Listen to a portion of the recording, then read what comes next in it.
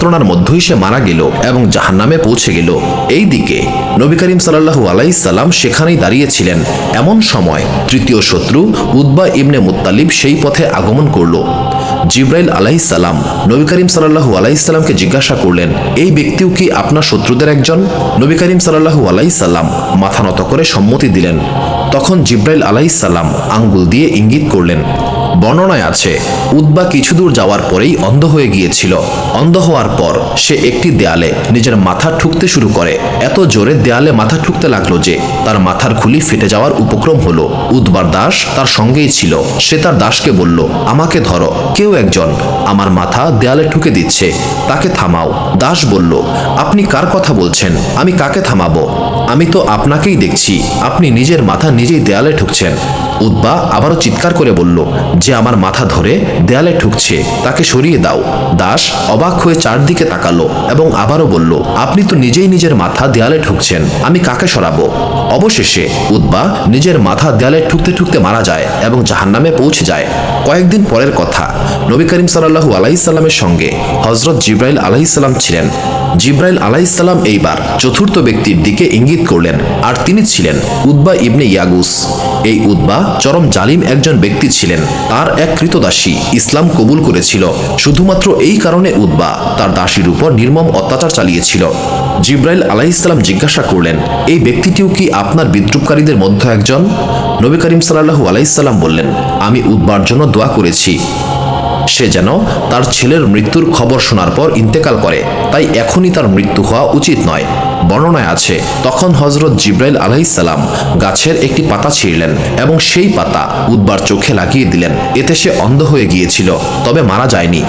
অন্য বিদ্রুপকারীরা সবাই মারা গিয়েছিল, কিন্তু উতবা অন্ধ এবং অক্ষম হয়ে গেল। পরে বদরের যুদ্ধে তার ছেলে মারা যায়। যখন মক্কায় তার ছেলের মৃত্যুর খবর আসে, তখন উতবা এই শোকে আত্মহত্যা করেছিল। এরপর পঞ্চম ব্যক্তি ছিল হারিস ইবনে তালাত। জিব্রাইল আলাইহিস সালাম তার দিকেও ইঙ্গিত করে বললেন, এই লোকটিও কি আপনার বিদ্রুপকারীদের মধ্যে একজন? নবী করিম সাল্লাল্লাহু আলাইহি সাল্লাম ইঙ্গিত করে সম্মতি দিলেন। তখন জিব্রাইল আলাইহিস সালাম তার দিকে ফিরে ইঙ্গিত করলেন। এর ফল হলো, যখন হারিস কিছু দূর এগিয়ে গেল, তার মুখ কালো হয়ে গেল এবং তার চেহারা পুরোপুরি বিকৃত হয়ে গেল। যখন সে তার বাড়িতে প্রবেশ করলো এবং নিজের বিছানায় বসলো, তখন তার বাড়ির লোকজন ভয়ে আতঙ্কিত হয়ে পড়ল এবং তারা বলল, কে এই ব্যক্তি? আমাদের বাড়িতে নিশ্চয়ই কোনো খারাপ উদ্দেশ্য নিয়ে আগমন করেছে। তারপর তার পরিবারের লোকেরা সবাই তার উপর ঝাঁপিয়ে পড়ল এবং তাকে মারধর করতে শুরু করলো। তার চেহারা বদল হলেও তার চরিত্র বদল হয় নাই। মার খাওয়ার পর সে আরও রেগে গেল এবং বলল, তোমাদের সাহস কিভাবে হলো আমাকে আঘাত করার? এরপর সে তাদেরকে গালিগালাজ করতে শুরু করলো। এতে তার পরিবারের লোকেরা আরো ক্ষিপ্ত হয়ে তাকে আরো বেশি পরিমাণে মারধর করতে শুরু করলো। হারিস ইবনে তালাত তার পরিবারের লোকদের হাতে এত বেশি পরিমাণ মার খেল যে সে তার পরিবারের লোকদের হাতেই মারা গেল এবং জাহান্নামে পৌঁছে গেল। 6 নম্বর ব্যক্তি ছিল হারিস ইবনে কায়েস। হযরত জিব্রাইল আলাইহিস সালাম তার দিকে ইঙ্গিত করলেন এবং জিজ্ঞাসা করলেন, এই ব্যক্তিও কি তাদের মধ্যে একজন? নবী করিম সাল্লাল্লাহু আলাইহি সাল্লাম মাথা নেড়ে সম্মতি জ্ঞাপন করলেন। হারিস এই সময়ে বাজারের উদ্দেশ্যে যাত্রা করেছিল। বাজারে গিয়ে সে একটি মাছ কিনেছিল খাওয়ার জন্য। সেই মাছ বিষাক্ত হয়ে উঠল।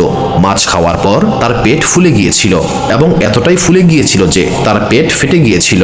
এইভাবে সবার সামনে অপমানজনকভাবে সে মারা গেল, যেমন কোনো কুকুরের পেট পচে ফেটে যায়। পরম করুণাময় মহান আল্লাহ তাআলা এই নাফরমানদেরকে অপমানজনক মৃত্যু দান করেছেন। কতটা লজ্জার বিষয় যে গতকালই যাদের চোখের ইশারায় লোকেরা ভয় পেত, আজ তাদের চরম অপমানজনক মৃত্যু হলো। সুবহানাল্লাহ।